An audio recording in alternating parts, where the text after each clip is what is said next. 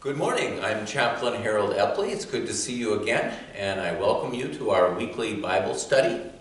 Once again, we'll be taking a look at a scripture passage, and I'll be sharing with you a devotional again today from the book Dancing in the Aisle, Spiritual Lessons We Have Learned from Children, which is a book that my wife Rochelle Melander and I wrote a number of years ago, and it's a good source for Bible study because it includes stories about children and some of the interesting things they like to say and do, but then reflects on how some of the things that children say and do can really impact our own lives, our own spiritual lives in interesting ways. And so we always try to connect a Bible passage to the story and then leave you with some questions to ponder.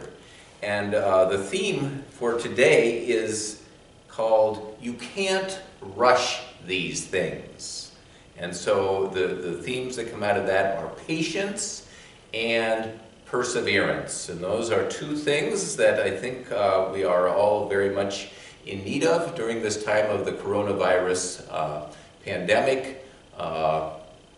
We are learning to be patient, whether we want to or not, and of course we are all learning to persevere.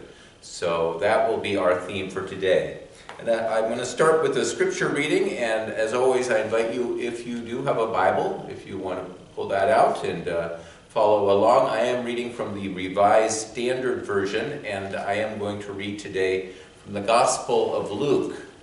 So if you want to turn in the New Testament, find Luke after Matthew, Mark, and Luke and John, the four gospel writers. So it should be right at the beginning of your New Testament. And I'm going to read from chapter 18, verses 1 through 7. And this is actually a parable, a story that Jesus told, commonly called the parable of the widow and the unjust judge. Not one of Jesus' better known parables, but it is one that's got that theme of persevering. And Jesus gives this example of this widow who really wants something, and she just persists and persists until finally the judge gives in, not because he cares about her, but because she's just so persistent and doesn't give up. And so that's a reminder for us to persist in the midst of difficult times. So I will read beginning at verse 1. It says, "Then Jesus told them a parable about their need to pray always and not to lose heart. He said, 'In a certain city there was a judge who neither feared God nor had respect for people. In that city there was a widow who kept coming to him and saying, "Grant me justice against my opponent." For a while he refused, but later he said to himself, "Though I have no fear of God and no respect for anyone, yet because this widow keeps bothering me, I will grant her justice, so that she may not wear me out by continually coming to me." And the Lord said, "Listen to what the unjust judge says. And will not God grant justice to his chosen ones who cry to him day and night? Will he delay long in helping them? I tell you, he will quickly grant justice to them. And yet, when the Son of Man comes, will he find faith on earth?" So, as I said, that reminder to persist in our prayers, and to not give up, following the example of the widow with the unjust judge. So now I'll be reading to you from Dancing in the Aisle, the theme, "You Can't Rush These Things." Andrew delighted in the special gift he received on his 6th birthday, his own tool set. The gift included a miniature screwdriver, a tiny handsaw that really worked, and a hammer that fit perfectly into a 6-year-old's hands. After receiving precise instructions about when, where, and how to use his tools, Andrew spent the next weeks diligently putting them to the test. He sawed twigs off the lilac bush, pounded nails into scrap wood, and even built a house for his sister's dolls. His parents were amazed at Andrew's ability to pass countless hours working on a single task. However, his concentration was disrupted the day 4 workers arrived to remove a dying oak tree from the family's front yard. Andrew watched from his bedroom window as the workers used chainsaws to take down the tree limb by limb. Within a few hours, only a stump remained where the mighty tree once stood. "Why did they leave the stump?" Andrew asked his mother. She explained that the tree had roots that spread deep into the ground. The workers needed special equipment to pull up the stump. They would return late in the summer to complete this task. One morning, several weeks after the tree had been cut down, Andrew's mother observed him squatting near the stump. His hand moved back and forth in a steady rhythm as he sawed at the base of the stump. Andrew remained there until he came into the house for lunch. His mother asked him if he was now working for the tree removal service. "That's right," he replied, as he wolfed down a sandwich. "Those workers aren't coming back, so I'll have to move the stump myself." Since Andrew's latest obsession was keeping him out of trouble, his mother merely smiled at his earnestness. She didn't bother to tell him that using a miniature saw to remove a tree stump several feet in diameter from its roots was an impossible task. That afternoon, Andrew returned to his work, breaking only for an occasional glass of lemonade. Neighbors passed by and smiled at him. Some even waved. The sunny day grew hot. Andrew kept at his work, seemingly oblivious to passers-by, the midday sun, and the aching muscles in his wrist. At mid-afternoon, Andrew's mother found him resting in front of the television. "All done with your work?" she asked. "Just taking a break," he replied. And then with all sincerity he added, "Mom, you can't rush these things." In the following weeks, Andrew spent at least an hour every day chipping away at the stump. Finally, one afternoon, just a few days before school was to start, Andrew rushed into the house shouting, "Mom, Dad, I did it! I moved the stump!" When Andrew's parents followed him into the yard, they witnessed an amazing sight. Equipped with only a miniature handsaw, their 6-year-old son had removed the stump completely from its roots.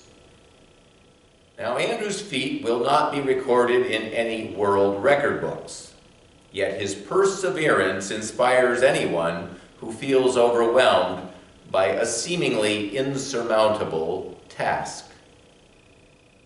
Throughout the scriptures, God's faithful people practiced perseverance as a spiritual discipline.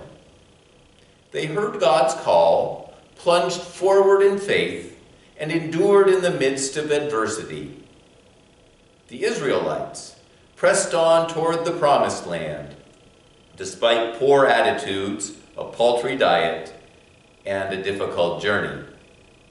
Many of the prophets continued to preach despite disbelief, hostility, and danger. Jesus' disciples bereft after the loss of their leader and confused by Jesus' resurrection and ascension, continue to meet together for prayer and mutual support. All of these people practice the spiritual discipline of perseverance. Despite the enormity of the tasks before them, the force of the resistance against them, and even their own sometimes poor attitudes, they persevered. And as they worked toward their tasks, they relied on God and their community for support. The writer of the letter to the Hebrews, after citing the examples of many personalities in the Old Testament, declared, "Let us also lay aside every weight and the sin that clings so closely, and let us run with perseverance the race that is set before us." That's from Hebrews chapter 12, verse 1. God calls us to persevere, like the people of Israel, the prophets, the disciples, and little Andrew. Those who do heed Andrew's advice and encouragement, you can't rush these things. Because whether one is building a house, writing a book, or seeking to overcome an addiction, the road to success involves many small steps taken day by day. Okay, we wrote that many years ago, and I'm just thinking as I read those words about just how important perseverance is at this time right now that we're all facing, and how we really kind of need to heed that advice of Andrew's. You can't rush these things. We're all learning that about the coronavirus pandemic. I know we all, especially with the weather getting nicer, you want to get out and get back to enjoying all those things that we enjoy in the warmer weather, and yet we are feeling that need to be cautious. So we're remembering we can't rush these things. We need to be patient, and there are lessons to be learned in being patient and in persevering. That, it's kind of a cliche. We say day by day, live day by day, but that's really what we're doing in this time, and learning to find the blessings in each day, and yet also being hopeful, looking forward to that day when things will be different. So there are some questions in here at the end of the chapter that I'd like to share with you that you can take with you throughout the week to reflect on as you think about your own need to be patient and persevere. The first question is, when have you needed to hear Andrew's advice? You can't rush these things. Kind of think back on different times in your life when maybe you were feeling a little impatient about something, or when have you needed to hear those words, and how did those words, how did they help you in the midst of whatever you were facing? Second question is, what obstacles prevent you from persevering in the tasks you hope to accomplish? Sometimes it's helpful to just sit down and write that out. Think about a task, something you hope to accomplish, and then say, well, why am I not accomplishing this? And just listing some of those things that are getting in the way, the obstacles. And then right next to those, you can list in another column, how can you find help to counteract those obstacles? How can God help you in the midst of those challenges that you are facing? So that could be a helpful exercise. The third question then is, recall a time when God helped you to persevere. What lesson did you learn from this experience? And maybe it's a lesson you're learning right now. How is God helping you to persevere during this time right now? So that's our Bible study for this week. Persevering, being patient. You can't rush these things. We'll continue to do these each week until that day when we can meet face to face again, but it is good to have Bible study with you. I miss you all, and I wish you all of God's blessings. So God be with you.